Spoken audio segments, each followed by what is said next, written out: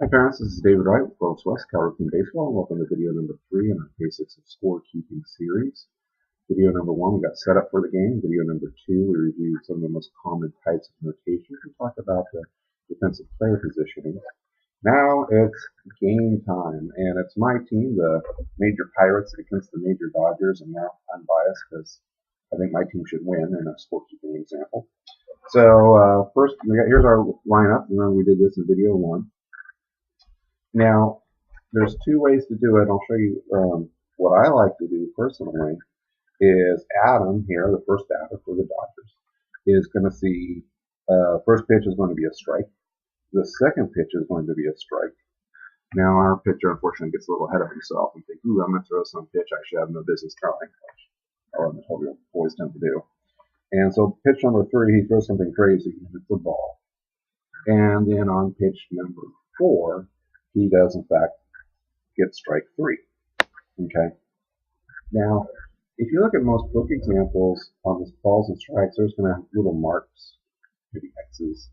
What I like to do for my record keeping is actually, if the box is big enough, fill in what the pitches were. So remember I said pitch number 1 was a strike, pitch number 2 was a strike, pitch number 3 was a ball, and then the kid struck out.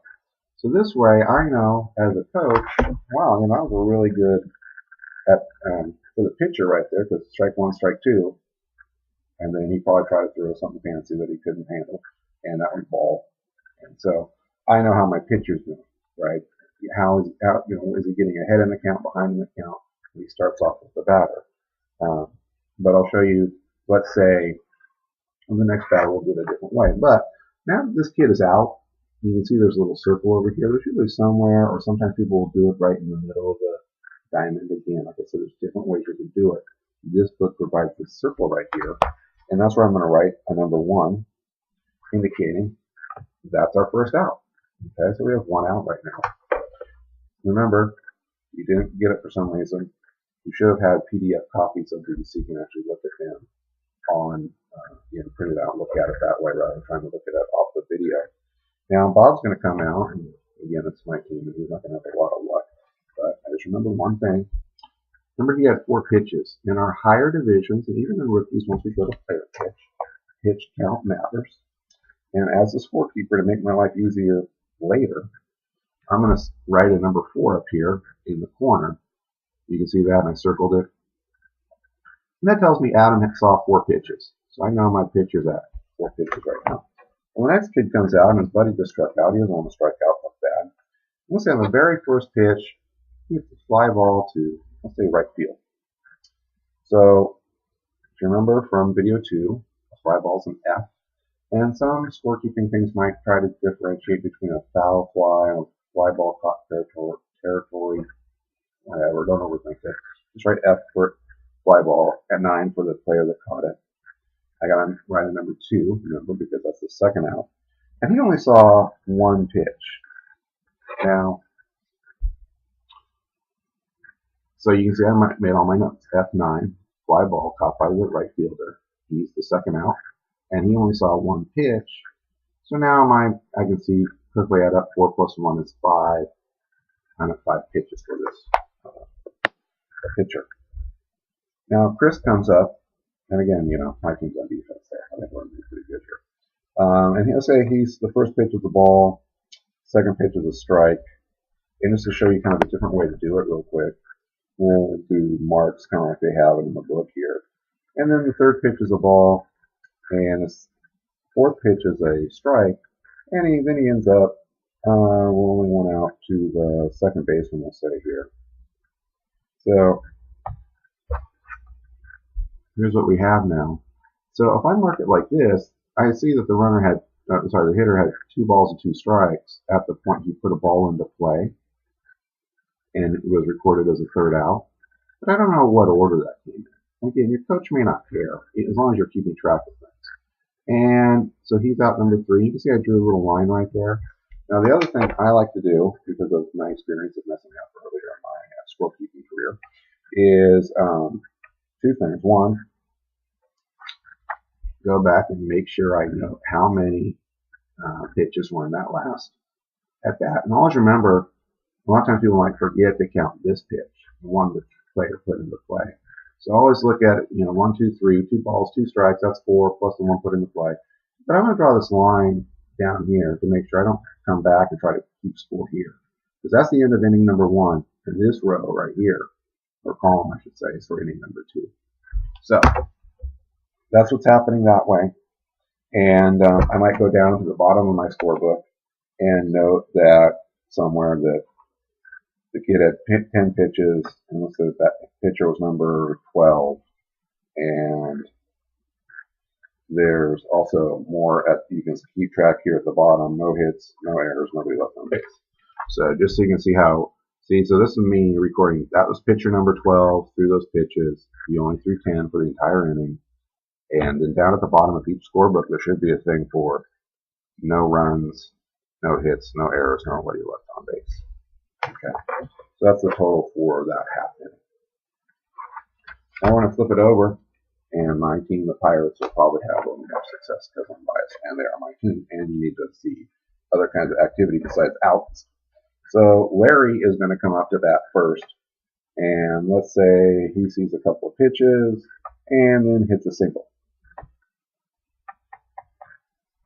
Okay, so basically you can see here at this point in the game, he saw a strike, a ball, hit a single, and so he is now on first base. Okay, so that's basically all you're looking at. And he did see 3 pitches. Matt, the player behind him, is going to come up, and Matt's going to hit a double, just so we have that idea. And we'll say it's a ground rule double. And so everybody is now going to advance 2 bases.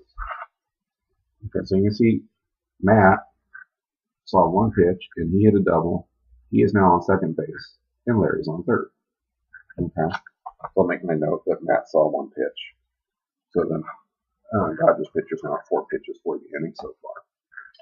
And then Nathan's going to come up, and we'll have Nathan get out. However, he's going to do something good for his team. Let's say he grounds one to the second baseman.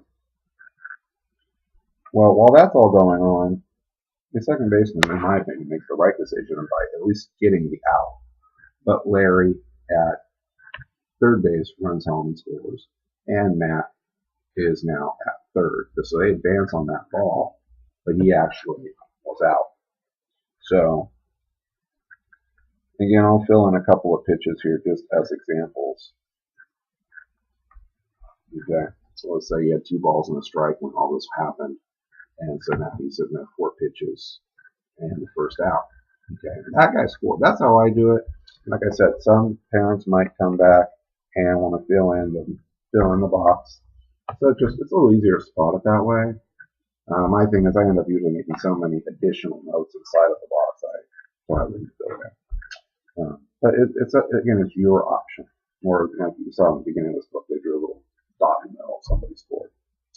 Now, to speed things along and give us some different kinds of things that we'll have to record for scores, let's say Oliver gets walked on 4 straight pitches. Okay, so you can see I recorded that in the book.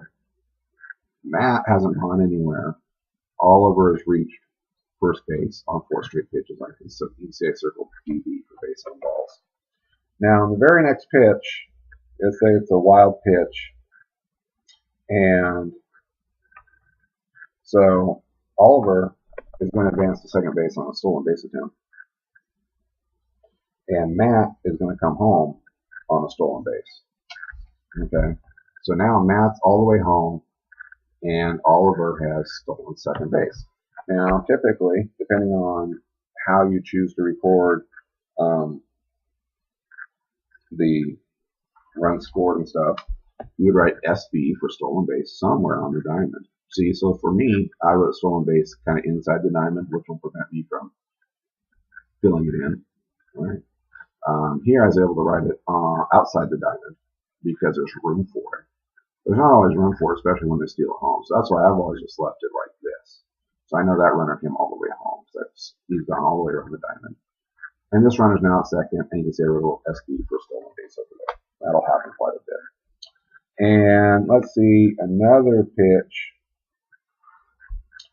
And we're going to walk into, just for a real quick second, so I can show you another kind of situation, although he was walked on 5 pitches. Okay, so now runners on first and second at this point in the game. And I keep, even though you're going to have this to look at, I want to keep showing this to you so that you can see what's happening. But the next batter is going to hit into a double play. Not a lot of double plays happen in our league, but here's the most common one that will happen.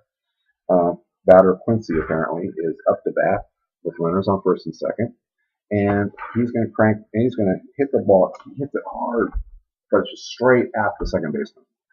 Okay, so it's a fly ball straight to the second baseman. He maybe jumps a little bit, catches the ball, and Paul, we'll pick on Paul at first base. Paul sees that ball hit hard going to right field, so he just takes off from his position, and second baseman catches it, throws over to first, double play.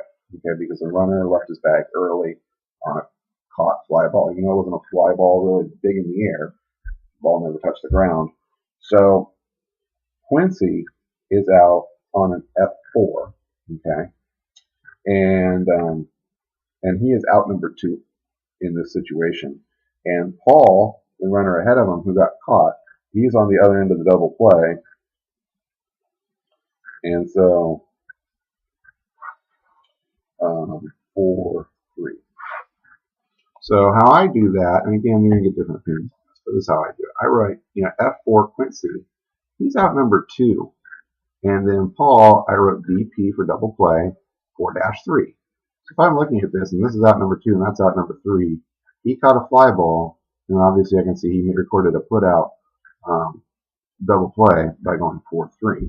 And as we know, that marks the end of our inning. I'll draw my little line and kind of go like that. And then I'll do my little scorekeeping down at the bottom. So that's the end of inning number 1. I can see I'm already at 12 minutes, so I'm going to cut it off here for this video, and we'll do inning number 2.